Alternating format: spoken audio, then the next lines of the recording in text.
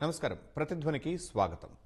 అప్పుల బాధతో పిల్లలకు విషమిచ్చి తాము తనువు చాలించిన తల్లిదండ్రులు, రుణభారంతో కుటుంబం ఆత్మహత్య, ఆర్థిక సమస్యలతో ఉరివేసుకున్న కుటుంబం, ఇలాంటి వార్తలు నిత్యకృత్యం. మరి అప్పు చేయడం తప్ప? ఎటువంటి వాటికి అప్పులు చేయాలి? అప్పులు ఎప్పుడు భారంగా మారతాయి? అప్పులు తెచ్చి వ్యాపారం చేసేవాళ్లు తరచూ చేసే తప్పులు ఏమిటి? నష్టాల కష్టాల నుంచి బయటపడే మార్గం ఏమైనా ఉందా? ఇంటి బడ్జెట్ రూపకల్పన ఎలా? పొదుపు చేసే మార్గాలు ఏంటి? ఎలాంటి ఖర్చులను కట్టడి చేయాలి? ఎక్కడ పెట్టుబడి పెట్టాలి? ఆదాయం మూరెడు, ఖర్చులు బారెడు, చివరికి అప్పులు బండెడు. ఇదే నేటి ఎన్నో మధ్యతరగతి కుటుంబాల పరిస్థితి. ఈ దుస్థితి మారేది ఎలా? ఇదే అంశంపై నేటి ప్రతిధ్వని చర్చలో పాల్గొంటున్న వారు Revanth Chalamala, certified financial planner, Hyderabad నుంచి; doctor B Anil Kumar, wealth and insurance manager, Hyderabad నుంచి; అలాగే డాక్టర్ హను ఎడ్లూరి, ఆర్థిక నిర్వహణ నిపుణులు, హైదరాబాద్ నుంచి. ముందుగా రేవంత్ గారు, గడిచిన కొంతకాలంగా దేశవ్యాప్తంగా కుటుంబాల సగటు అప్పులు చెబుతున్న చేదు నిజాలు, పొదుపు తగ్గుతూ అప్పులు పెరుగుతూ వాళ్ళు ఎదుర్కొంటున్న పరిస్థితులు ఏంటి? ప్రతి ఒక్క చేదు నిజం గురించి కేవలం మనం చెప్తే ప్రజలు తెలుసుకోవటం కాదు. ప్రజలు ఇప్పుడు ఎవరైతే ఈ ప్రోగ్రాంను చూస్తున్నారో వాళ్ళకంతటా వాళ్లే వాళ్ళ చేతిని గుండె మీద వేసుకొని ఒక్కసారి ఆలోచించాలి. ఒకవేళ మనకి కనుక ఏదైనా జరిగినట్లయితే, ఒక ఉద్యోగం పోయినా లేదు ఏదైనా జరిగినా కానీ మనం తీసుకున్నటువంటి అప్పు భారం ఎవరి మీద పడబోతోంది? ఒకవేళ ఉద్యోగం పోయినట్లయితే వచ్చే నెల నుంచి మనం కట్టేటువంటి ఈఎంఐ మనకు అందుబాటులో ఉంటుందా లేదా? ఒకవేళ మన ఈఎంఐ కట్టలేకపోతే మన పరిస్థితి ఎంత దారుణంగా తయారవుతోంది? ఎవరికి వాళ్ళు ప్రశ్నించుకుంటే దానికి సంబంధించిన ప్రతి ఒక్క చేదు నిజం వాళ్ళకే తెలుస్తోంది. కానీ ఈ సమాజంలో జరిగేది మాత్రం మరోవైపుగా ఉంటుంది. ఒక వ్యక్తికి ఒక ఉద్యోగం రావటమే చాలా కష్టంగా వచ్చేటువంటి పరిస్థితులు. దేశం ఎదుగుతుంది అని ఎంతమంది మాట్లాడుతున్నప్పటికీ ఆ దేశంలో ఒక ఇంజనీరింగ్ విద్యార్థి ఒక ఫ్రెషర్గా ఒక జాబ్ జాయిన్ అయ్యే ప్రయత్నం చేస్తే కేవలం ఒక 25,000 రూపాయల జీతం. అది 10 సంవత్సరాల క్రితం చూసినా కానీ అదే 25,000 రూపాయల జీతం. అంతటి స్ట్రాంగ్ లేబర్ కండిషన్స్ తోటి మనం ఇక్కడ పనిచేస్తున్నాం. ఏదో ఒక అడ్డా మీద పనిచేసుకునేటువంటి ఒక చెమటొచ్చి కష్టపడేటువంటి ఒక కూలీకి వచ్చేటువంటి జీతం, ఒక సాఫ్ట్వేర్ ఎంప్లాయీకి వచ్చేటువంటి జీతం ఒకే రకంగా ఉంది. గత 10 సంవత్సరాల్లో జీతాల్లో కూడా ఎటువంటి ఎదుగుదల లేకపోవటం కూడా దీనికి ఒక రకమైన కారణం. గత 10 సంవత్సరాల్లో ఖర్చులు ఎంతగానో పెరిగాయి. మనుషులు బ్రతికే విధానంలో మార్పులు వచ్చాయి. ఎన్నో అవసరాలు పెరిగాయి. కానీ జీతాల్లో మాత్రం ఎటువంటి మార్పు లేదు. అతి కష్టం మీద పెళ్లి వయస్సు వరకు నెట్టుకొచ్చినటువంటి ఆ మనిషికి పెళ్ళి అవ్వాలి అని అంటే ఇల్లు కావాలి అని ఒక కండిషన్, ఇంటికి మనకు చుట్టాలు రావాలి అని అంటే పియర్ ప్రెషర్తో ఇల్లు కొనాలి అని ఒక ప్రెషర్. వీటన్నిటిని నెరవేర్చుకునేందుకు వాళ్ళు చూసేటువంటి ఒకే ఒక దిక్కు, అది అప్పు. ఆ బ్యాంకు తలుపులను తట్టి వాళ్ళు ఏదో ఒక రకంగా అప్పును తీసుకొని ఒక ఇల్లు ఒక కారో కొనే ప్రయత్నం చేసినప్పుడు వాళ్ళకి ఆలోచన వచ్చునుండదు. ఒకవేళ నాకు కనుక కావాల్సినటువంటి ఆదాయం రాకపోయినా లేదా భవిష్యత్తులో పిల్లలకి ఏదైనా అత్యవసర పరిస్థితుల్లో డబ్బులు అవసరమైనా కానీ వీటన్నిటిని ఎలా ఆర్గనైజ్ చేయాలి అని ఒక ఆలోచన రాకపోవటం, అన్ని అప్పులు ముందలకి తీసుకొని వెళ్తుండగా వాళ్ళు ఈఎంఐలు కట్టేటువంటి టైంలో వడ్డీ రేట్లు పెరిగి వాళ్ళకు వచ్చేటువంటి జీతంలో నుంచి మరింతగా భారం పెరుగుతుంది. అండ్ దాంతోపాటుగా పిల్లలు పుట్టిన తర్వాత ఇప్పుడు పెరుగుతున్నటువంటి ఎడ్యుకేషన్ కాస్ట్ వల్ల వాళ్ళ salary majority of the income అంతా కూడా అటు ఆ పిల్లల్ని చదివించడం కోసమే ఖర్చు పెట్టాల్సినటువంటి పరిస్థితి. దాంతో వాళ్ళ రోజు అవసరాలను కూడా అప్పు చేసి మరీ తీర్చేటువంటి, అప్పు చేసి మరీ ఖర్చు పెట్టుకునేటువంటి పరిస్థితుల్లోకి నెట్టబడ్డారు. సో ఇవన్నీ కూడా మొదలైంది ముందు సరిగ్గా మనకు కావాల్సినటువంటి జీతం రాకపోవటము, సొసైటల్ ప్రెషర్ వల్ల మనం రకరకాల ఇల్లు కావచ్చు, కారు కావచ్చు, ఇటువంటి అన్నీ కూడా మనం తీసుకొని పెట్టుకోవటము. దీనివల్ల ఏం జరుగుతోంది? ఫైనల్గా దాని రిజల్ట్ ఎక్కడ ఎండ్ అవుతోంది? అయితే మీరు చెప్పినట్టుగా ఒక ఆత్మహత్య దగ్గర, లేకపోతే ఆ సమస్య అనేది మనసులో పెట్టుకొని అది మరింత ప్రెషర్గా మారి ఆరోగ్యం పాడే గుండెపోటుతో మరణించడము. ఈ మనిషికి ఉండేటువంటి ఒకే ఒక అతిపెద్ద సమస్య ఏంటి అని అంటే అది డబ్బుకు సంబంధించినటువంటి సమస్య. ఆ డబ్బుకు సంబంధించినటువంటి సమస్య చాలా సార్లు దానికంతటా అది రావటం కంటే కూడా ఎన్నోసార్లు మనం దాన్ని కొని తెచ్చుకునేటువంటి పరిస్థితులు దారితీస్తున్నాయి. ఎప్పుడైనా సరే ఒక అప్పు చేసే ముందు నిజంగా మనం దీన్ని తీర్చేటువంటి పరిస్థితిలో ఉద్యోగం లేకపోయినా ఉంటుందా అనే ఒక ప్రశ్న మనకి మనం ఉండాలి. ఉద్యోగం ఉంది అని అంటే అది జీవితకాలం ఉండే భద్రత లాగా ఫీల్ అవుతుంటాం. సాడ్ థింగ్ ఏంటంటే మన భారతదేశంలో 90 నుంచి 93% అన్ఆర్గనైజ్డ్ సెక్టార్స్లోనే పనిచేస్తున్నారు. సరైన జీతాలు ఉండవు, సరైన జీవిత బీమా ఉండదు, సరైన రిటైర్మెంట్ పెన్షన్ ఉండదు. అటువంటి సిచ్యువేషన్స్లో మనం పనిచేస్తున్నప్పుడు మనం ఏదో ఒక జీతం వస్తుంది కదా అని చెప్పేసి మన అప్పుల్లోకి దిగినట్లయితే అది మనకి కంప్లీట్గా ముంచెత్తుతుంది. బ్యాంకు మీకు అప్పు ఇస్తుంది అని అంటే అది మీ ఎలిజిబిలిటీ కాదు, అది వాళ్ళకి వ్యాపారం. కానీ మనకి మనమే ప్రశ్నించుకోవాలి, మన ఎలిజిబిలిటీ ఏంటి అనేది మనకు మనం తెలుసుకోవాలి. Right. ఎప్పుడైతే అది తెలుసుకోకుండా దూకుతామో అప్పుడు మాత్రమే మన ఇటువంటి సమస్యలు చిక్కుకుంటాం. ఓకే, అనిల్ గారు, ఆర్థిక సమస్యలు అప్పులతో కొన్ని కుటుంబాలే ఆత్మహత్యలు చేసుకోవడం చూస్తున్నాం. ఏ పరిస్థితుల్లో అప్పులు ఆత్మహత్యల వరకు నెట్టేస్తున్నాయి? పక్కా ఇప్పుడు రేవంత్ గారు చాలా సమరైజ్ చేశారు పరిస్థితి, ఎట్లాంటి పరిస్థితులు ఆర్థికంగా అప్పుల వైపు ఎట్లా దారితీస్తున్నాయనేది. సో ఈ అప్పులు కూడా ఎప్పుడైతే బియాండ్ కంట్రోల్ అవుతాయో, ఫస్ట్ ఏంటంటే జస్ట్ చిన్నగా అప్పులు మొదలు స్టార్ట్ అవుతాయి, బట్ ఆ తర్వాత ఇంకో కొన్ని అవసరాలు వస్తాయి, ఆ తర్వాత ఈ అప్పులు ఎంత అయిపోతాయంటే మన ఇన్కమ్ కన్నా కూడా ఎక్కువగా అయిపోతూ ఉంటాయి. అట్లాంటి పరిస్థితుల్లో ఏంటంటే మొదటిసారి జనరల్గా చూసేది ఏంటంటే ఎవరైనా ఫ్యామిలీలో దగ్గరి వాళ్ళు కానీ ఎవరైనా సరే సహాయం చేసే అవకాశం ఉంది. బట్ ఇది బియాండ్ అయినప్పుడు, ఈ అప్పులు అనేది ఇంకా పెరిగిపోయినప్పుడు, రిపీటెడ్గా సేమ్ జరుగుతున్నప్పుడు, మొదటిసారి అమ్మ అంటే అందరూ వచ్చి సాయం చేస్తున్నారు. But second time, third time అలాగే జరిగినప్పుడు మాత్రం ఎవరు సాయం చేయలేని సిచ్యువేషన్ అప్పుడు మాత్రం హెల్ప్లెస్నెస్ అనేది యూజువల్లీ ఏమవుతుందంటే ఇంకా ఎటువైపు దారి పుట్టదు. క్రెడిట్ కార్డు కానీ అన్నీ వాడేసి ఉంటారు, ఎటువంటి పర్సనల్ లోన్స్ కానీ ఇంకా ఎక్కడ ఇప్పుడు డిజిటల్ లోన్స్ కానీ ఏ వచ్చినా సరే వాటిని అన్నింటినీ వాడేసుకొని ప్రతి నెల కట్టే ఈఎంఐ అండ్ ఆదాయానికి అసలు పొంతన లేదు.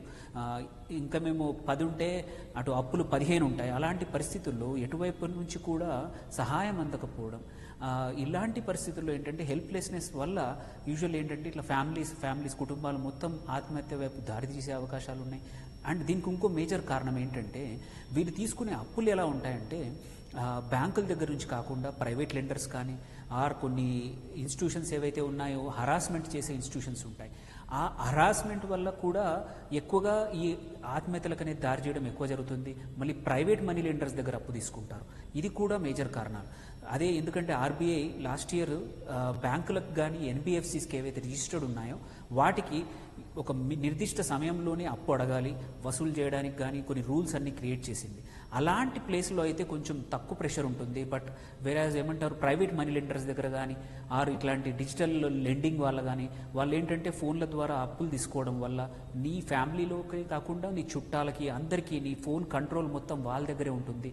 వాళ్ళందరికీ కూడా ఇబ్బందులు పెట్టి మీ పర్సనల్ మెసేజ్లు కానీ వాళ్ళందరినీ ఫ్యామిలీని తిట్టి కూడా దీనివల్ల ఇలా ప్రెషర్స్ క్రియేట్ చేయడం వల్ల మాత్రం కంపల్సరీ ఈ బాధల వల్ల ఈ ప్రెషర్ వల్ల మాత్రం ఇట్లాంటి ఆత్మహత్యలకు దారితీస్తుంది. సో దీనికి ఏంటంటే ఇంకొక కారణం ఏంటంటే కుటుంబాలు కూడా చిన్నగా అయిపోయాయి. ఇంతకుముందు పెద్ద సైజు కుటుంబాల్లో ఎవరో ఒకరు సహాయం చేసేవారు. ఇప్పుడున్న చిన్న ఫ్యామిలీస్లో సహాయం చేయడానికి కానీ అండ్ సహాయం అడగడానికి కూడా ఇబ్బందుల్లాగా ఉన్నాయి. ఇవి కారణాలండి మేజర్గా మొత్తం ఫ్యామిలీ కూడా సూసైడ్స్ వైపు ఆర్థిక సమస్యల వల్ల అప్పుల వల్ల ముందుకు అంటే డ్రైవ్ అవుతున్నారు అన్నమాట. అను గారు, అసలు అప్పులు చేయటం తప్ప ఒప్ప? అప్పుల్లోనూ మంచి అప్పులు చెడు అప్పులు అన్న తేడా ఏమైనా ఉంటుందా? అండి, అప్పు చేయటం తప్పు అనేది అయితే కాదు. బేసిక్ గా మన అప్పులు కనుక క్లాసిఫికేషన్ చేసినట్లయితే క్రెడిబిలిటీ అంటాము, క్రెడిట్ హిస్టరీ బేస్ చేసుకొని రీపేమెంట్ అలాగే ఇంట్రెస్ట్ రేట్స్ అనేది డిఫైన్ చేస్తాం.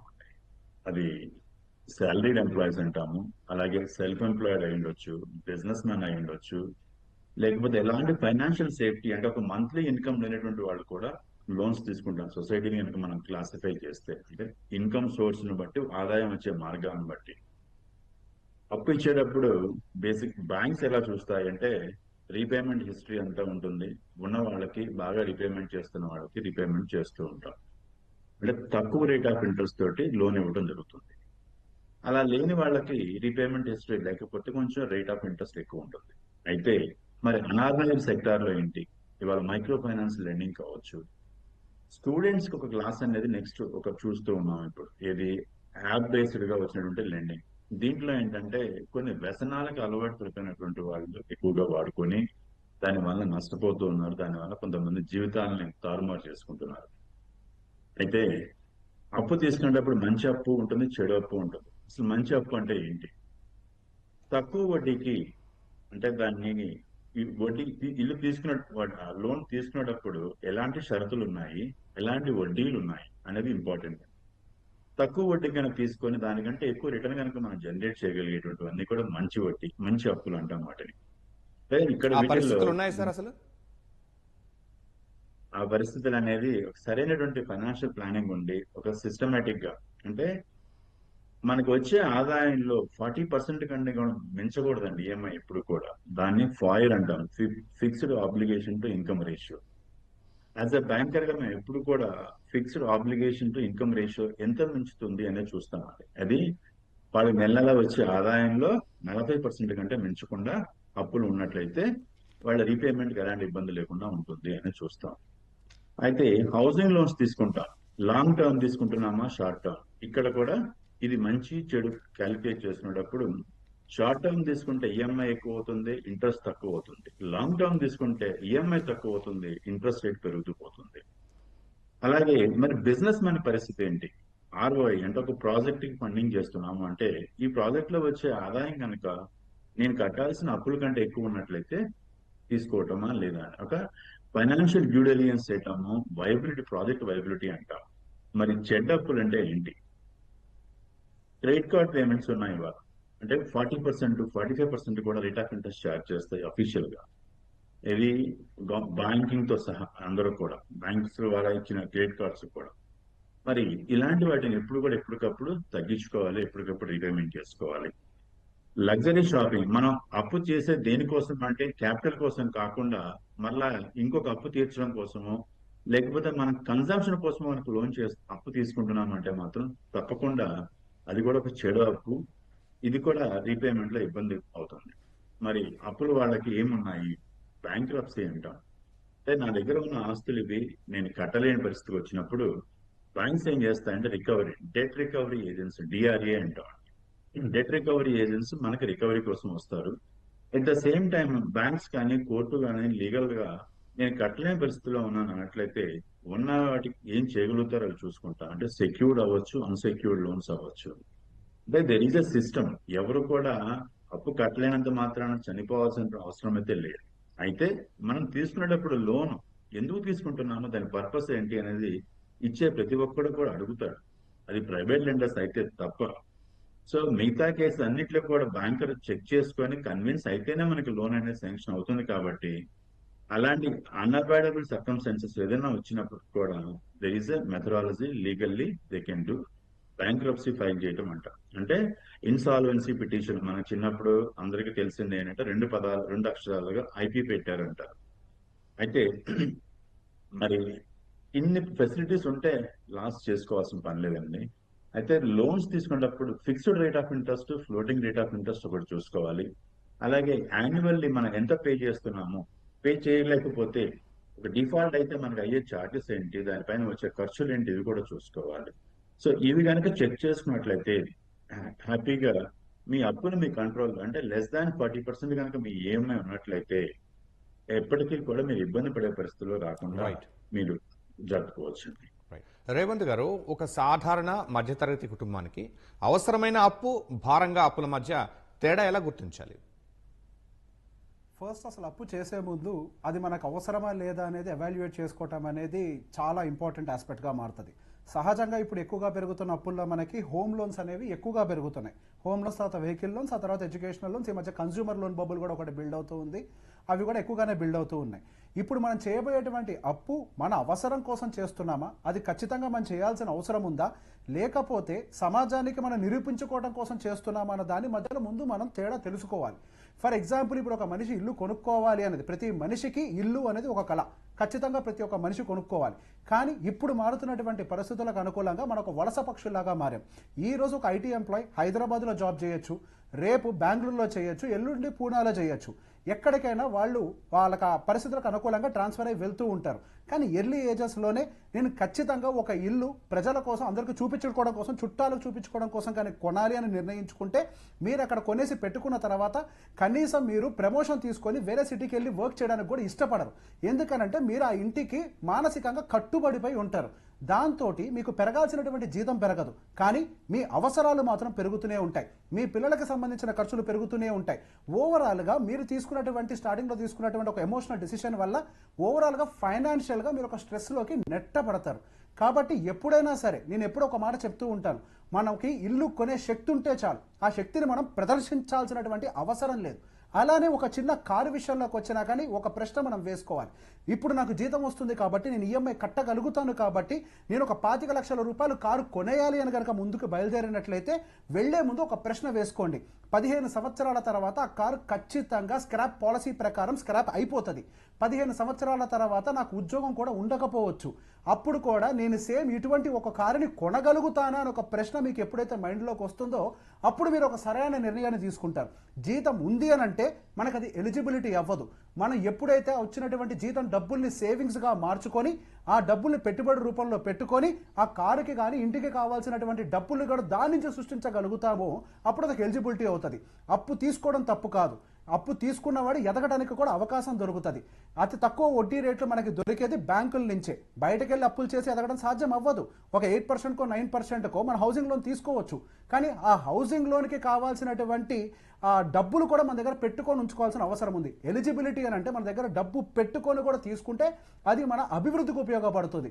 జస్ట్ ఏదో ఈఎంఐకి నాకు కావాల్సినటువంటి శాలరీ మ్యాచ్ అవుతుంది కదా అని కనుక తీసుకున్నట్లయితే మనం ఫ్యూచర్లో కూడా ఎక్కువగా ఇబ్బందుల్లో ఇరుక్కోవాల్సిన పరిస్థితుల్లోకి మనం నెట్టబడతాం. ఈ చెడు అప్పు అనే ఒక విషయాన్ని క్లియర్గా ఐడెంటిఫై చేయాలి. చెడు అప్పు అని అంటే ఈ క్రెడిట్ కార్డ్ 40% ఇది ఒకటే కాదు. చెడు అప్పు అని అంటే అది మానసికంగా నిర్ణయించుకోవాల్సినటువంటి ఒక అంశం. ఇది మనకు అవసరమై చేస్తున్నామా, అవసరం లేకుండా చేస్తున్నామా, ఇది నిర్ణయిస్తుంది. ఇది మన మంచి కోసమా, లేదు రేపు మనని పతనం వైపుగా నెట్టబడుతున్నామా అనేది. ఎప్పుడైనా సరే మంచి చెడు అప్పుల మధ్యలో తేడాని తెలుసుకోవాల్సిన ఒక బాధ్యత ప్రతి ఒక్క ఇండివిజువల్కి ఉంటుంది. ఎక్కడ కూడా ఒక స్టాండర్డ్ డెఫినేషన్ ఉండదు. ఇది గుడ్ లోన్, ఇది బ్యాడ్ లోన్ అని. ఒక మనిషికి పరిస్థితులకు అనుకూలంగా మాత్రమే అది డిసైడ్ అవుతుంది అది గుడ్ లోనా ఒక బ్యాడ్ లోన్ అనేది. ఎప్పుడైనా సరే ఈ అప్పు తీసుకునేటప్పుడు మనకి మనం పరిశీలించుకోవాల్సిన అవసరం అయితే మనకుంది. Right sir. అనిల్ గారు, ఇప్పుడు చూస్తున్న పరిస్థితుల్లో ఎక్కువగా ఎలాంటి అప్పులు ప్రమాదకరం అవుతున్నాయి? అప్పులు ఆర్థిక పరిస్థితిని చేజారుస్తున్నాయి అనడానికి సంకేతాలు ఏమైనా ఉంటాయా?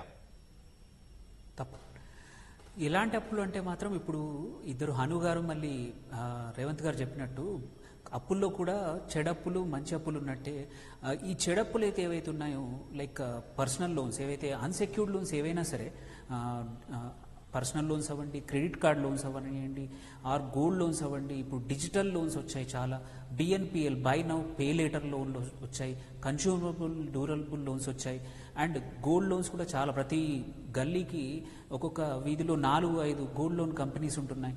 ఇన్ని రకాలుగా అప్పు అనేది నువ్వు ఇంట్లో ఉన్నా కానీ నీ ఫోన్ ద్వారా నీకు ఆఫర్స్ వస్తూ ఉంటాయి. నీ ఏ యాప్ ఓపెన్ చేసినా సరే నీకు ఆఫర్స్ ఈజీగా పర్సనల్లో 5 లక్షలు ఆర్ ఇన్స్టంట్ లోన్ అని ఇట్లా ఈజీగా నీకంటే టెంప్టేషన్ అనేది ప్రతి చోట ఉంది. నీకు అవసరం ఉన్నా లేకున్నా సరే పర్సనల్ లోన్ ఉంది అని ఈజీగా అంటే అవకాశం ఉంది కాబట్టి తీసుకునే వాళ్ళు కూడా చాలా మంది ఉన్నారు. సేమ్ వే క్రెడిట్ కార్డ్ కూడా నీకు అవసరం ఉన్నా లేకున్నా ప్రతి చోట ఆఫర్ నీకు మంచి కార్డ్ ఇస్తున్నాము, ఈ ఆఫర్స్ ఉన్నాయి టెంప్టేషన్. అండ్ ఇంకొకటి పక్కన వాళ్ళు అందరూ వేరే దగ్గరికి ట్రావెల్కి వెళ్తున్నారు అని ఇన్స్టాగ్రామ్లో మంచి ఫోటోలు చూసి వాళ్ళ సోషల్ ప్రెషర్ తోటి నువ్వు అప్పులు ట్రావెల్ కోసం కూడా అప్పులు చేస్తున్నావు. అట్లాంటివి కూడా బ్యాడ్ లోన్స్. అట్లాగే ఏంటంటే ఇంకొక ధీమా బంగారం ఉందంటే చాలా ఏమవుతుంది, నాకు అవసరం ఉంటే బంగారం లోన్ దొరికిపోతుంది తక్కువ ఇంట్రెస్ట్ రేట్ అనే ధీమా. ఇవన్నీ కూడా బ్యాడ్ లోన్సే. అండ్ అన్నిటికన్నా ఇంపార్టెంట్ క్రెడిట్ కార్డ్ లోన్ ఇప్పుడు అన్నిటికన్నా మేజర్ ప్రాబ్లం అయింది. ఇప్పుడు నియర్లీ 2,80,000 కోట్లు ఇప్పుడు క్రెడిట్ కార్డ్ లోన్స్ ఉన్నాయి. అందులో 15% ఎన్పిఎస్ అంటే పే చేయట్లేదు. నియర్లీ 30,000 కోట్లు ఎట్ ఎనీ టైం పెండింగ్లో ఉన్నాయి. అండ్ ఇంత అమౌంట్ అనేది మొత్తం on the whole credit card spending కూడా చూసుకుంటే నియర్లీ 23 లక్షల కోట్లు ప్రతి సంవత్సరం క్రెడిట్ కార్డు మీద మనం స్పెండ్ చేస్తున్నాము. ఇందులో చాలామంది ఏంటంటే పద్ధతి ప్రకారం వాళ్ళ అకౌంట్లో ఉన్న డబ్బులతో కొంటే పర్లేదు. బట్ ఈ క్రెడిట్ కార్డ్ పేమెంట్స్ ఏంటంటే ఒక్క రోజు లేట్ అయినా సరే చాలా పెనాల్టీస్ ఉంటాయి.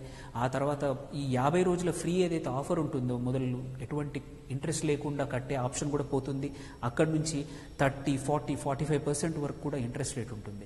ఇవన్నీ అప్పులు మాత్రం చాలా డేంజరస్ అప్పులు. చూస్తూనే ఇది ఊబి లాంటిది అనమాట అప్పు. అందులో కూరుకుపోవడం అనేది కామన్గా జరుగుతూ ఉంటుంది. అండ్ ఈ సంకేతాలు చూస్తే మాత్రం ఒకటి ఇంతకుముందు చెప్పినట్టే ఎప్పుడైతే మీ ఈఎంఐ 45-50% దాటింది మీ ఇన్కంలో శాలరీలోంచి అంటే అది ఫస్ట్ సంకేతము. అండ్ సెకండ్ ఇంతకుముందు ఉన్న అప్పును కన్నా కట్టాలి అంటే ఇంకో అప్పు కోసం మనం చూసి ఆ అప్పు తీసుకొచ్చి ఇక్కడ కట్టడం అది సెకండ్ మేజర్ ఇండికేటర్. థర్డ్, ఇంకోటి ఏంటంటే మీ శాలరీ ఎప్పుడు వస్తూ ఉందా, ఎప్పుడు అప్పులు కట్టాలనే ప్రెషర్ మొదలైందంటే అది థర్డ్ ఇండికేటర్. అండ్ ప్రతి చిన్న అవసరానికి, ఒక చిన్న డాక్టర్ దగ్గరికి వెళ్ళాలన్నా సరే, పిల్లల స్కూల్ ఫీజులు కట్టాలన్నా సరే, నీ చేతిలో డబ్బులు ఉండకుండా ఎక్కడ అప్పు తీసుకోవాలనేది, ఆర్ ఎక్కడ బంగారం తాకట్టు పెట్టాలనేది ఫస్ట్ ఆలోచన వచ్చిందంటే మాత్రం ఫోర్త్ ఇండికేటర్. సో ఇట్లాంటి ఇండికేటర్స్, ఇట్లాంటి సంకేతాలు చాలా ఉన్నాయి. సో ఇవి ఏవి ఉన్నా సరే మాత్రం నువ్వు అప్పుల ఊబిలో వెళ్తున్నావు అనేది మాత్రం మేజర్ సంకేతము. దీన్ని కరెక్షన్ చేసుకోకపోతే మాత్రం ఇది ముందుకు అలాగే వెళ్తూ ఉంటుంది. ఒక అప్పు తీసుకోవడానికి ఇంకో అప్పులు, ప్రతి నెల అప్పులు అనేది ఒక అలవాటు అయిపోతుంది అనమాట. సో ఇవి చూసుకుంటే మాత్రం కొంచెం బయటపడే అవకాశాలని ముందే తెలుసుకుంటాయండి. రైట్ అండి. అను గారు, ఇప్పుడు అనిల్ గారు చెప్తున్నట్టు ఇప్పుడు అంతా క్రెడిట్ కార్డులు, పర్సనల్ లోన్లు, ఈ బిజినెస్ లోన్ల హవా నడుస్తోంది. అవన్నీ నిజంగా ఫైనాన్షియల్ ఫ్రీడమ్ ఇస్తున్నాయా, భవిష్యత్నే దెబ్బతీస్తున్నాయి? సూటిగా చెప్పాలంటే క్రెడిట్ దానంతట అదిగా ఎప్పుడు కూడా ఫ్రీడమ్ ఇవ్వదండి. క్రెడిట్ అనేది ఒక టూల్ మాత్రమే. అయితే ఆ టూల్ ని మనం ఎలా వాడుకుంటున్నాం అనేది ఇప్పుడు ఇంపార్టెంట్ క్రిటికల్ పాయింట్. ఆ టూల్ లో మనం క్రెడిట్ తీసుకున్నాము అంటే, మీరు క్రెడిట్ కార్డు గురించి అడిగారు, పర్సనల్ లోన్, బిజినెస్ లోన్. ఇవాళ ఒక మంచి కంపెనీ, ఒక ఎంఎన్సీస్ లో పనిచేసే ఒక ఎంప్లాయీకి personal loan, unsecured loan 9% rate of interest తోటి, అంటే నాట్ ఈవెన్ ₹1 తక్కువలో వడ్డీ దొరికే అవకాశం ఉంది. ఏది క్రెడిట్ హిస్టరీ బాగుండి, మంచి రీపేమెంట్ అంటే పేమెంట్ ట్రాక్ రికార్డు ఉన్నట్లయితే. అలాగే బిజినెస్ లోన్స్ కూడా మీకు 14% ఏది అన్సెక్యూర్డ్ లోన్స్ చేస్తామండి బిజినెస్ లోన్స్ లో కూడా. సో ఇవన్నీ కూడా ప్రాపర్ గా ఒక మంచి ఉద్దేశం, అంటే ఫ్యూచర్ లో ఒక క్యాపిటల్ కోసమా, లేకపోతే బిజినెస్ గ్రోత్ కోసమా, ఫ్యూచర్ రెవెన్యూ ఇంక్రీజ్ చేసుకోవడం కోసమా, ఫ్యూచర్ లో ఆదాయం పెంచుకోవడం కోసమా కనుక మన ఇన్వెస్ట్మెంట్ పాయింట్ ఆఫ్ వ్యూలో మనం చేస్తున్నట్లయితే దాన్ని డెఫినెట్ గా చేసుకోవచ్చు. మరి క్రెడిట్ కార్డుకి వచ్చేసేటప్పటికి బెస్ట్ కేసులో 50 days వాడుకోవాలి. వర్స్ట్ కేసులో మినిమం అమౌంట్ ఏదైతే 5% ఉందో అది కనీసం కట్టాలి. అది కట్టకపోతే మాత్రం ఇమ్మీడియట్ గా మీరు డిఫాల్టర్ లిస్ట్ లోకి వెళ్ళిపోతారు. సో క్రెడిట్ కార్డు కావచ్చు, పర్సనల్ లోన్ కావచ్చు, బిజినెస్ లోన్స్ కావచ్చు, వాటంతట అవిగా ఫ్రీడమ్ ఇవ్వవు. మనం దాన్ని ఎక్కడ వాడుతున్నామో, దేనికోసం వాడుతున్నామో, ఏ పర్పస్ కోసం చేస్తున్నాము అన్న దాన్ని బట్టి మనకి ఫైనాన్షియల్ ఫ్రీడమ్ అనేది వస్తుంది. అయితే దీంట్లో ఒక్కసారి కనుక మనం పేమెంట్ కనుక రీపేమెంట్ మిస్ అయ్యాము అనుకున్నట్లయితే, ఇక అక్కడి నుంచి మనకి భారీగా మనకి ఖర్చులు అంటే ఛార్జెస్ పెట్టడం మొదలైపోతాయి. కాబట్టి ఈ ఛార్జెస్ ని మనం దృష్టిలో పెట్టుకుంటూ ఎప్పటికప్పుడు రీపేమెంట్ ఏది ఏమైనా 600 మనం కట్టాల్సినటువంటి ఈఎంఐ అనేది టైంకి, అలాగే credit card payment compulsory. So మీరు ఎప్పుడైనా సరే, అంటే ఫైనాన్షియల్ ప్లానింగ్ లో చెప్పేది ఏంటంటే, ఒక 6 months పాటు నాకు ఉద్యోగం లేకపోయినా కూడా నా ఆర్థిక అవసరాలని, నా ఫ్యామిలీ అవసరాలను తీర్చుకోవడం కోసం ఉన్నాయా లేదా. మరి ఈ సెక్యూర్డ్ లోన్స్, అన్సెక్యూర్డ్ లోన్స్ కి వచ్చినప్పుడు దీంతో పాటు ఇవాళ రేపు ప్రెసెంట్ బ్యాంక్స్ అయితే కంపల్సరీ మ్యాండేటరీగా ఆ లోన్ అమౌంట్ కి ఇన్సూరెన్స్ కూడా ఇస్తాయండి.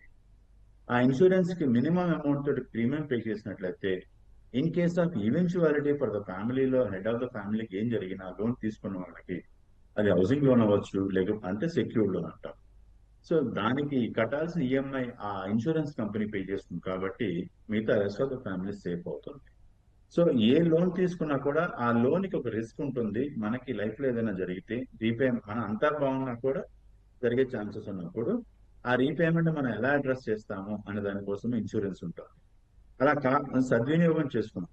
దుర్వినియోగం ఇవాళ వస్తున్నటువంటి అన్ని కూడా ఇవాళ గవర్నమెంట్ కూడా బ్యాన్ చేసింది. ఏది కొన్ని రమ్మీ గేమ్స్ కావచ్చు, ఇంకో గేమ్స్ కావచ్చు. లాట్ ఆఫ్ ప్లేసెస్ లో జరిగే ఈ అప్పులు తీసుకున్న అన్ని కూడా స్పెక్యులేషన్ కోసం వాడతారండి. అది షేర్ మార్కెట్ లో పెట్టి మార్కెట్ లో డబ్బులు వస్తున్నాయని చెప్పేది, లేకపోతే కొన్ని గేమ్స్ యాప్స్ లో పెట్టేది, బెట్టింగ్ యాప్ల్లో పెట్టేసేసి, ఇవన్నీ కూడా మీరు దుర్వినియోగం వైపు వెళ్ళినట్టయితే ఇవాళ కాకపోతే రేపు, రేపు కాకపోతే ఎల్లుండి మనం పోయి మనం తోడుకుంటున్నట్టే. సో ఇది కాకుండా సద్వినియోగం చేసుకున్నంత కాలం కూడా మీ హ్యాపీగా ఇది పనికి వస్తుంది. ఇది ఒక టూల్ గా ఉపయోగపడుతుంది. మిమ్మల్ని మీరు బయటకు వెళ్ళి మీకు మంచి క్రెడిట్ హిస్టరీ, అంటే పల్లెటూళ్ళలో పెరిగినప్పుడు మనకు అడిగితే చేబుదులు లాగేస్తారు. ఇక్కడ చేబుదులు ఎవరు మన సిటీ కల్చర్ లో. దానికోసమే credit history, repayment track record ఇవి బాగున్నట్లయితే డెఫినెట్ గా మీకు అప్పు పుడుతూనే ఉంటుంది. అంటే తక్కువ వడ్డీకి కూడా దొరికిపోతుంది అని నేను చెప్పాలనుకునే ప్రయత్నం. సో వీటిల్లో మీరు 50 చెప్పడం days ఏంటంటే అప్పు చేసి పప్పు కూడు తప్పు కాదా? తప్పకుండా తప్పు. అందుకోసమే కన్జంప్షన్ అంటే దాన్ని లగ్జరీ కోసం ఖర్చు పెట్టుకునే దానికైతే తప్పండి. దాని నుంచి మన ఆదాయం అంటే మీరు ఇవాళ ఇన్వెస్ట్మెంట్స్ చూసినట్లయితే lot of investments in real estate కావచ్చు, ప్లాటింగ్ కావచ్చు, అగ్రికల్చర్ లో కావచ్చు, కొంత మనకి అంటే లివరేజ్ అంటాం. ఫైనాన్షియల్ కెపాసిటీలో నాకు 100 రూపాయలు ఆదాయం వస్తే 35-40 రూపాయలు 50 రూపాయల వరకు కూడా నేను ఈఎంఐ కట్టుకోగలను అనుకున్నప్పుడు ఆ అమౌంట్ తీసుకొని కొంత అది హౌసింగ్ లోన్, అది ఇల్లు కొనుక్కోవడమే పెట్టుకోవచ్చు, లేకపోతే ఒక ఫ్లాట్ కొనుక్కోవడం కావచ్చు, ఏదో ఒక ల్యాండ్ కొనుక్కోవడం కావచ్చు. వీటిపైన ఇన్వెస్ట్ చేసుకునే అన్ని డబ్బులు చూసినట్లయితే ఈ లెండింగ్ లో మెజారిటీ ఆఫ్ ద పీపుల్ దానికే పెట్టుకుంటారు. మీరు చూస్తే లాస్ట్ 1 year గా అంటే ఈ ఇయర్ లో మనకి 1% రెపో రేట్ తగ్గించడం ద్వారా కొంత లిక్విడిటీ మరలా స్టార్ట్ అయింది. సో లెండింగ్ అనేది it's a part of generating liquidity market లో పెంచాలి అంటే లెండింగ్ పెరగాలి. ఇది అన్సెక్యూర్డ్ ఒకటే కాదు, అంటే సెక్యూర్డ్ అవ్వచ్చు, లేకపోతే గవర్నమెంట్ ఉన్నటువంటి వ్యవసాయం కావచ్చు, కమర్షియల్ కార్పొరేట్స్ కావచ్చు, ఎస్ఎంఈస్ కావచ్చు, బిజినెస్ లోన్స్ కావచ్చు, వీటన్నిటినీ కూడా స్పెండింగ్ పెరిగితేనే ఎంప్లాయ్మెంట్ పెరుగుతుంది. కాబట్టి అప్పులు చేయడంలో భాగంగా బిజినెస్ లోన్స్ లో ఓడీ లోన్స్ అంటాము, వర్కింగ్ క్యాపిటల్ లోన్స్ అంటాము, లేకపోతే అన్సెక్యూర్డ్ లోన్స్ కూడా ఇస్తామండి. అంటే ₹1 కోటి వరకు కూడా ఒక బిజినెస్ టర్న్ ఓవర్ బాగుండి మీరు 3 ఏళ్ళు కనుక ఫైనాన్షియల్ పాజిటివ్ కనుక మీరు క్యాష్ ఫ్లో చూపించగల ఉన్నట్లయితే ఆటోమేటిక్ గా మీకు బిజినెస్ లోన్స్ 14%, 13% అన్సెక్యూర్డ్ లోన్స్ చేయడం జరుగుతుంది. సో ఒకవైపు ఇది ఒక వెసులుబాటు, ఒక టూల్, నేను మొదట చెప్పినట్టుగా. రైట్. దాన్ని ఏ హను విధంగా గారు, అప్పు చేసి ఆదాయ వనరుగా మార్చుకోగల శక్తియుక్తులు ఉన్నవాళ్ళు మాత్రమే అప్పు చేయటం కరెక్టా? కరెక్ట్. రేవంత్ గారు, మొదట్లో మనకి త్వరగా అప్పు పుట్టొచ్చు, అంటే ఫస్ట్ టైం అప్పు చేస్తున్నాము, లేదంటే సివిల్ స్కోర్ బాగుంది, తొందరగా అప్పు వస్తోంది కదా అని చెప్పేసి అటు టెంప్ట్ అవ్వటం ఎంతవరకు సబబంటారు? ఇప్పుడు ఉద్యోగాల కోతలు కూడా చూస్తున్నాం. ఇలాంటి పరిస్థితుల్లో కావాలని కాకపోయినా విధివశాత్తు ఆర్థిక ఇబ్బందుల్లో పడాల్సి వస్తుంది. అలాంటప్పుడు అప్పులు తీర్చే మార్గం ఏంటి?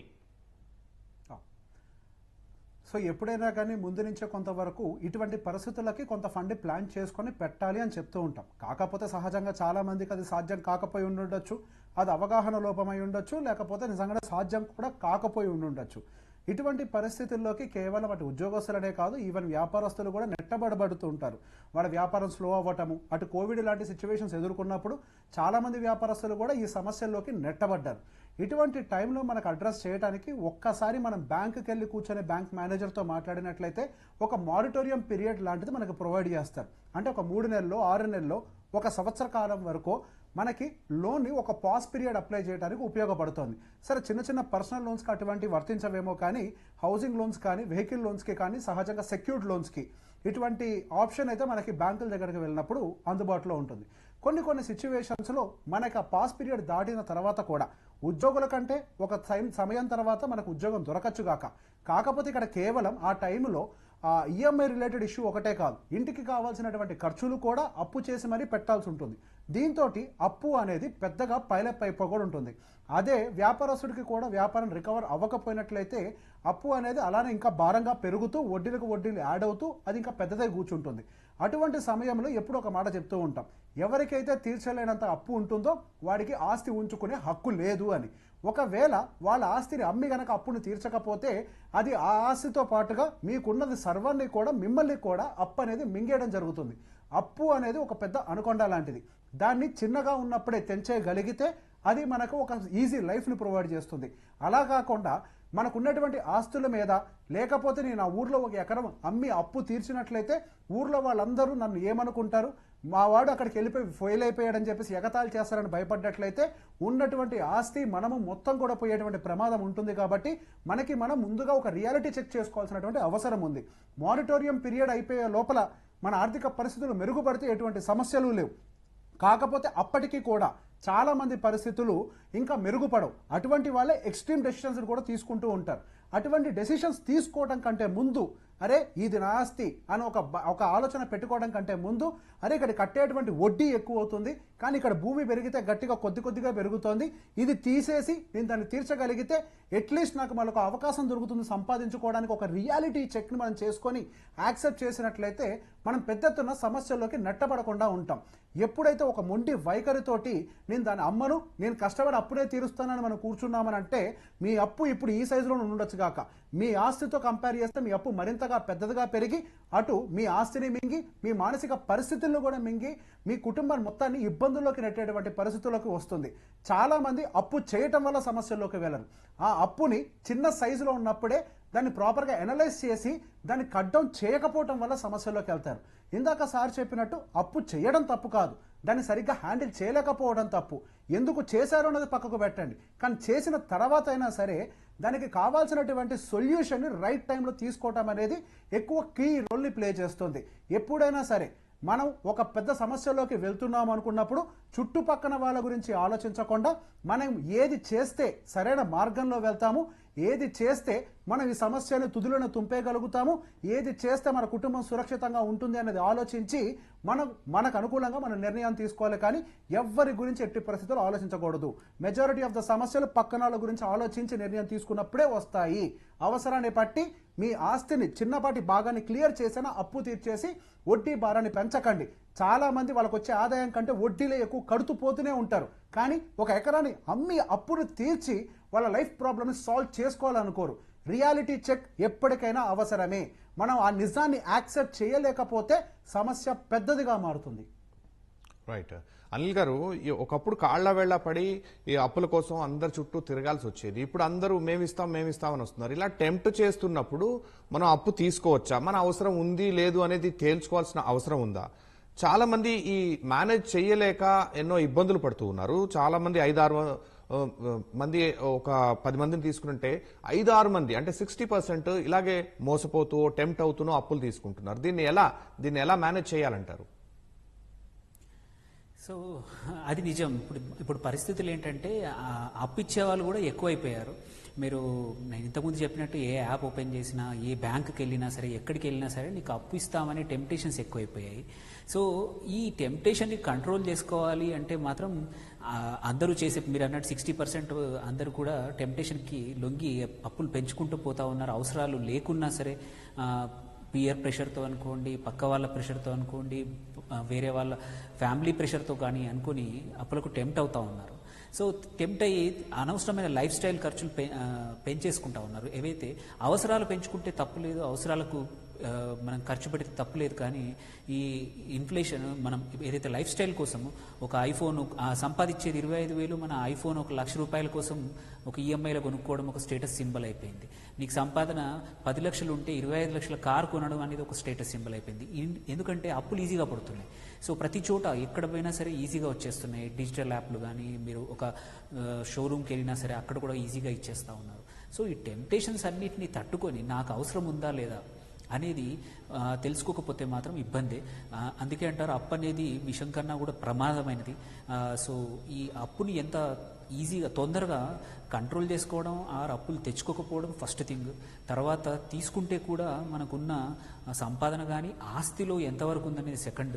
ఇవి రెండు చూడకుండా మనం ఎలిజిబిలిటీ ఉంది కదా అని తీసుకుంటే మాత్రం టెంప్టేషన్స్ గురై అందరూ ఇస్తున్నారని తీసుకుంటే మాత్రం తప్పకుండా కష్టాల్లోకి నెట్టబడతాం. దానికన్నా కూడా మనం ఎలా ఉండాలి అంటే నువ్వు ఎంత తొందరగా ప్లాన్ చేసుకొని మనం ఇంకొకరికి అప్పు ఇచ్చే సిచ్యువేషన్, అంటే మనం అప్పు ఇవ్వాల్సిన అవసరం లేదు, బట్ అలాంటి సిచ్యువేషన్లో ఉంటే మాత్రం మనం ఎప్పుడూ ఇబ్బందులకు గురికాము.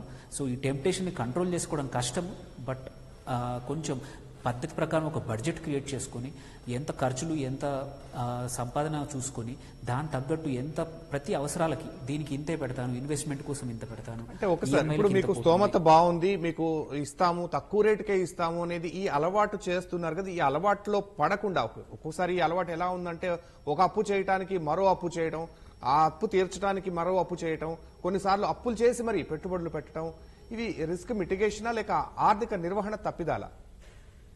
ఇది పక్క ఆర్థిక నిర్వహణ తప్పిదమే. రిస్క్ మిటిగేషన్ అయితే అస్సలు కానే కాదు. ఎందుకంటే మనం చేసే ఇన్వెస్ట్మెంట్లు ఎస్పెషల్లీ ఇట్లాంటి టెంప్టేషన్, మేము ఇస్తున్నాం తక్కువ ఇంట్రెస్ట్తో లోన్ ఇచ్చేస్తున్నాం, ఈజీగా ఇస్తున్నాం, ఎటువంటి ప్రాసెసింగ్ ఫీజు లేదు, ఈ అన్సెక్యూర్డ్ లోను ఈజీగా వస్తుందని టెంప్టేషన్ గురై తీసుకుంటే మాత్రం మనం పెట్టే ఇన్వెస్ట్మెంట్ ప్రతిసారి అది ఇమ్మీడియట్గా క్యాష్ ఫ్లో జనరేట్ చేస్తుంది అని మనకు తెలియదు. అలాంటప్పుడు ఈఎంఐలు తీసుకున్న అప్పులకు ఈఎంఐ స్టార్ట్ అయిపోతుంది. సెకండ్, యూజువల్లీ ఇన్వెస్ట్మెంట్లు అన్నీ కూడా వొలటైల్ నేచర్ ఉన్నాయి. ఇప్పుడు అంత సెక్యూర్డ్గా అనుకున్నట్టు క్యాష్ ఫ్లోస్ రావట్లేదు.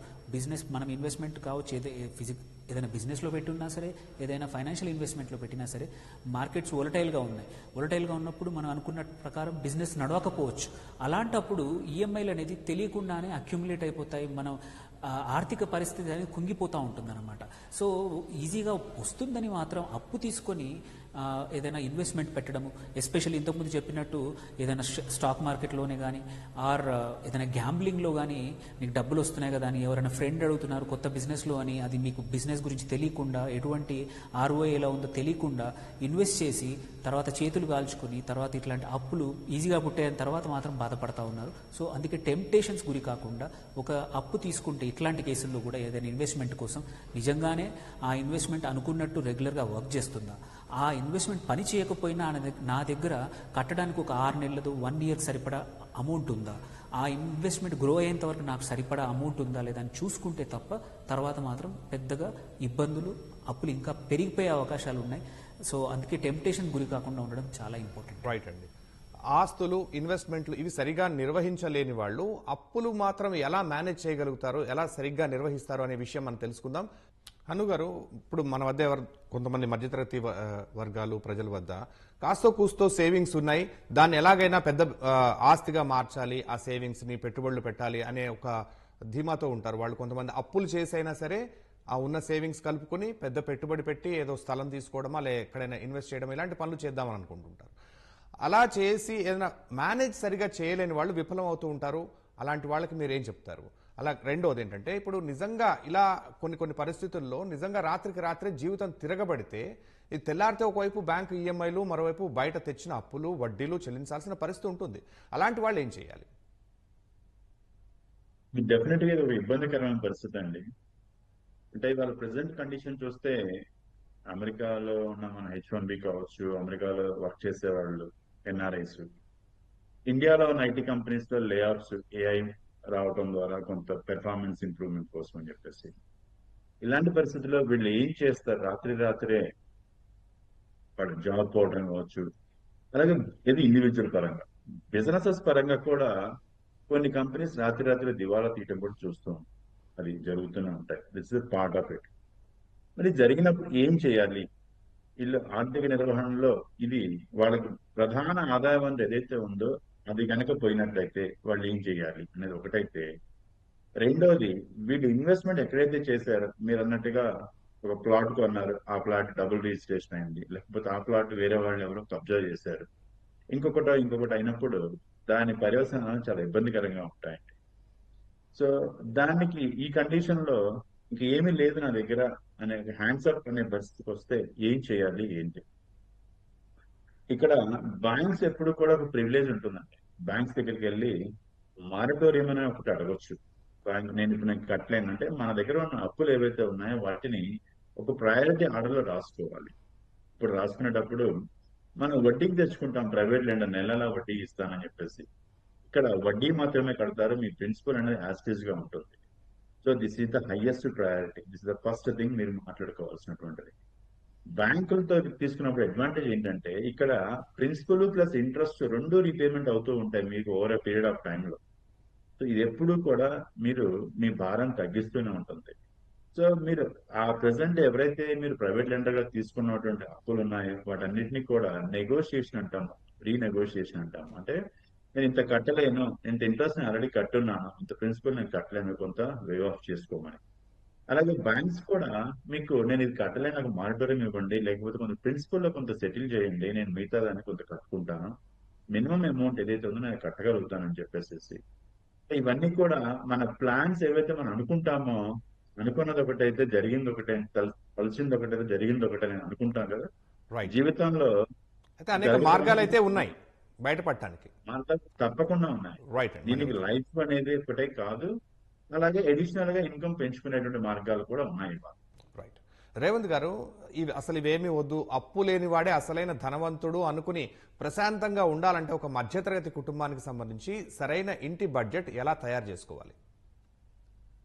మనం బడ్జెట్ని సరిగ్గా ప్లాన్ చేసుకోవాలంటే దానికంటే ముందు మనం భవిష్యత్తులో నెరవేర్చుకోవాల్సినటువంటి బాధ్యతల గురించి ఆలోచిస్తే ఆటోమేటిక్గా బడ్జెట్ అనేది దానికంతట అదే ఒక ప్రాపర్ ప్రాసెస్లోకి వచ్చేస్తుంది. సో ఎప్పుడైనా కానీ మన భవిష్యత్తులో ఉన్నటువంటి పిల్లలకు సంబంధించిన బాధ్యతలు, మన పదవి విరమణకు సంబంధించినటువంటి బాధ్యతలు, పిల్లలకు సంబంధించినటువంటి బాధ్యతలు, వాటికి ఎంత డబ్బు అవసరం పోతుందో ఐడెంటిఫై చేసి దానికి ప్రతి నెల ఎంత కూడా పెట్టాలి అని ఒక విషయం మనం ఎప్పుడైతే తెలుసుకుంటామో ఆటోమేటిక్గా ఇప్పుడు మనం పెడుతున్నటువంటి బడ్జెట్ అనేది ఒక స్ట్రీమ్ లైన్ అవటం ఆటోమేటిక్గా మొదలు పెడుతుంది. సో దాంతోపాటుగా మరికొన్ని సమస్యలు ఎక్కడిలోకి నెట్టబడతారు, వాళ్ళు పెట్టేటువంటి పెట్టుబడులు నిజంగా పెరగబోయేటువంటి ఖర్చులకు అనుకూలంగానే పెరుగుతున్నాయా లేకపోతే మన ఖర్చుల కంటే తక్కువగా పెరుగుతున్నాయా, పిల్లల ఎడ్యుకేషన్ కోసం మేము డబ్బుల్ని కూడబెడుతున్నాము కానీ బ్యాంక్ ఎఫ్డీలోనో లేకపోతే ఏదో తక్కువ ఇంట్రెస్ట్ రేట్ వర్కౌట్ అయ్యేటువంటి పాలసీల్లోనే పెట్టుబడి పెట్టినట్లయితే వాళ్ళకు వచ్చేటువంటి కాస్టింగ్తో కంపేర్ చేసి ఇక్కడ వచ్చేటువంటి మెచ్యూరిటీ అమౌంట్ తక్కువ అవుతుంది.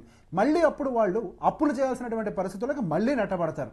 సో ఎప్పుడైనా దానికి సూటబిలిటీ ఆఫ్ ద ప్రోడక్ట్ అనే ఒక వర్డ్ని ఎప్పుడు వాడుతూ ఉంటాం. ఖచ్చితంగా మీరు ఒక దానికోసం పెట్టుబడి పెడుతున్నారు అని అంటే మనకి దాని కాస్టింగ్ ఎంత పెరుగుతోంది, దానికి తగ్గట్టుగా మనకి ఏది రిటర్న్ కూడా ఇస్తుంది అనేది ఐడెంటిఫై చేసి దాంట్లో కూడా పెట్టుబడులు పెట్టాలి. అండ్ ఎప్పుడు ఒక మాట మాట్లాడుతూ ఉంటాం, మన దగ్గర పొలాన్ని దున్నాలి అని అంటే ట్రాక్టరే అవసరం లేదు, నాగలు ఉన్నా కానీ దాంతో పని మొదలు పెట్టచ్చు మనము. మన దగ్గర ఉన్నటువంటి ఆస్తులు పెద్ద అయి ఉండకపోవచ్చు కాకపోతే మన దగ్గర ఉన్నటువంటి ఆస్తులు ఏమైనా ఇన్కమ్ని సంపాదించపెట్టగలుగుతాయా లేదా అన్న విషయాన్ని కూడా మనం ఒకసారి క్రాస్ చెక్ చేసుకోవాలి. ఎప్పుడో మా తాతలు పొలాలు కొన్నారు కాబట్టి ఈ రోజుకి నేను పొలాలే కొంటా పొలాలే ఉంచుకుంటానంటే అది మొండితనం, మూర్ఖత్వం అవుతుంది. ఎప్పుడైనా ఆస్తి మనకి క్యాష్ ఫ్లోని ఇవ్వాలి, క్యాష్ ఫ్లో ఇచ్చే ఎసెట్గా దాన్ని మార్చే ప్రయత్నం చేయండి. ఓకే అనిల్ గారు, ఆదాయానికి వ్యయానికి పొంతన కుదరినప్పుడే అప్పుల అవసరం పడుతుంది. ఇలాంటి పరిస్థితుల్లో ఖర్చులు అదుపులో పెట్టుకోవడానికి ఎలాంటి ప్రాక్టికల్ పద్ధతులు పాటించాలి, కొంచెం బ్రీఫ్గా చెప్పండి. తప్పకుండా. ఒకటి పక్క బడ్జెట్ అనేది కంపల్సరీ కావాలి. ఇంకొకటి ఏంటంటే కంపల్సరీ ఆడంబరాల కన్నా కూడా ఏమంటారు అగ్గిలో పడ్డం అనేది మంచిది అని మన పెద్దలు చెప్పారు. సో అందుకే ఏవైతే లైఫ్ స్టైల్ ఎక్స్పెన్సెస్ అనవసరమైన ఖర్చులు ఉన్నాయో వాటిని తగ్గించుకుంటే కంపల్సరీ అదొక మేజర్ థింగ్ అనమాట. సో చాలా మటుకు ఏంటంటే అనవసరమైన ఖర్చులు మనం పెంచుకుంటూ పోతూ ఉంటాము, అదొకటి. అట్లాగే మన ఏవైతే బేసిక్ ఎక్స్పెన్సెస్ మాత్రం కంపల్సరీ దానికి ఒక 40-50% ఏవైతే ఉన్నాయో రెంట్కే అయి ఉండొచ్చు, పిల్లల చదువులకు వాటికి మాత్రం ఉంచుకోవాల్సిందే. అండ్ కంపల్సరీ అన్నిటికన్నా ఏంటంటే ఉద్యోగం మొదలుపెట్టినప్పటి నుంచి ఇంత పర్సెంటేజ్ నేను ప్రతి సంవత్సరం సేవింగ్స్కే కానీ ఇన్వెస్ట్మెంట్స్కి కూడా మంచి ఇన్వెస్ట్మెంట్ ఏదైతే పెరుగుతుందో అట్లాంటి వాటిలో పెడతానని ముందు ఒక చిన్న ప్లాన్ వేసుకోవాలి. అండ్ ఖర్చులు, అనవసరమైన ఖర్చులు ఇప్పుడు చాలా వచ్చేసాయి. ఇప్పుడు ఏంటంటే మనం పబ్లిక్ ట్రాన్స్పోర్ట్ బదులు పెద్ద కారు కానీ కార్లలో కానీ బైక్స్లో కానీ అవసరం ఉన్న చోట మాత్రమే అది ఎట్లా పెంచుకోండి. అట్లాగే ఈ యాప్లు వచ్చేసాయి, ఫుడ్ కూడా అవి ఇట్లాంటి చోట కూడా అనవసరమైన ఖర్చులు తగ్గించుకోవచ్చు. రైట్ అండి. హను గారు, ఎటు చూసినా అప్పులే, పరిస్థితి ఏం బాలేదు, ఇది చాలా మంది నిట్టూర్పు. అయితే అదే ఆఖర వాళ్ళు మళ్ళీ నిలబడి ముందుకు వెళ్లే ఛాన్స్ ఎలా లభిస్తుంది? కష్టంలోనూ పొదుపు పెట్టుబడి సాధ్యమేనా? ఇంకా ఒక మనిషికి ఒక వారం రోజులు కనుక మనకు వచ్చే కాల్స్ అనలైజ్ చేసుకుంటే మనకు తెలిసిపోతుంది. మనకి వచ్చే కాల్స్ 10 వస్తున్నాయి, 10లో ఎంతమంది మనకు అప్పులు కట్టాలి అని ఫోన్ చేస్తున్నారు అనేది మనకి చూస్తే మనకు ఒక సిమ్టమ్ తెలుస్తుంది. నెంబర్ 1. నెంబర్ 2, ఎప్పుడు కూడా ఇమ్మీడియట్ గా అంటే అప్పటికప్పుడు అప్పు కట్టలేని పరిస్థితిలో, డిఫాల్ట్ పరిస్థితిలో రాలేము. ఇప్పుడు కూడా మనకి సిగ్నల్స్ ముందుగా మనకు అందుతూనే ఉంటాయి. ఈ మంత్ కి అందలేదు, ఈ మంత్ కి అందలేదు, ఈ మంత్ లిక్విడిటీ లేదంటే క్యాష్ ఫ్లో అనేది తగ్గిపోతుందని తెలిసే కొద్దీ మనం దానికి తగ్గట్టుగా మనం మార్చుకోవాల్సిన అవసరం ఉంది. సో ఇవి రెండు కూడా అలాగే మూడోది, మనకు 100 లక్షల రూపాయలు నెలకు వస్తుంటే 80,000 రూపాయల నుంచి 1,00,000 రూపాయల వరకు మనము అప్పులు కట్టడానికి వాడుతున్నాము అంటే we are under completely financial stress లో గురయ్యాము. అంటే ఫైనాన్షియల్ సేఫ్టీ అనే మనకు ఒక నెలలో వచ్చే ఆదాయం కనుక ఒక నెల ఆగిపోతే ఇమ్మీడియట్ గా మనం ట్రబుల్లోకి వెళ్తున్నాం అనేటువంటి విషయం మనకు తెలియాలి. ఓకే, ఈ 3 చూసుకున్న తర్వాత ప్లాన్ చేస్తున్నప్పుడు సడన్ గా ఏదో జరిగిపోయింది. మరి అలాంటి పరిస్థితుల్లో ఏంటి? అగైన్ అప్పుడు కూడా నెగోషియేట్ చేసుకోవడం అన్నది తప్ప వేరే ఆప్షన్ ఏం లేదు. Higher rate of interest pay చేస్తున్న వాటిని లోయర్ రేట్ ఆఫ్ ఇంట్రెస్ట్ కి, ఆల్రెడీ కొంత ఇంట్రెస్ట్ కట్టున్నాం అనుకున్న వాటి ప్రిన్సిపల్ తగ్గించుకోవటము, మాట్లాడుకొని మారటోరియమో ఒక 1 year కాలం, అలాగే ఫ్యామిలీ అండ్ ఫ్రెండ్స్ హెల్ప్ తీసుకోవటం. ఇక్కడ ఫ్యామిలీ అండ్ ఫ్రెండ్స్ అనేది ఒక ప్రాబ్లం అనేది ఒక మనిషి ఉన్నాడు అంటే వాడి శక్తి సరిపోవట్లేదు, దానికోసం వాళ్ళు హెల్ప్ తీసుకొని డెఫినెట్ గా మళ్ళా తిరిగి నిలదొక్కునే అవకాశం ఈ జర్నీలో నేర్చుకునేది ఏదైతే ఉందో ఎక్కడ నష్టపోయామో, ఎక్కడెక్కడ మనం చేసిన తప్పులు ఏవైతే ఉన్నాయో వాటిని కరెక్ట్ చేసుకుంటే నెక్స్ట్ డెఫినెట్ గా వాళ్ళ కాళ్ళ మీద తిరిగి వాళ్ళు నిలబడగలుగుతారు. రైట్ సార్, ఇది నేటి ప్రతిధ్వని. నమస్కారం.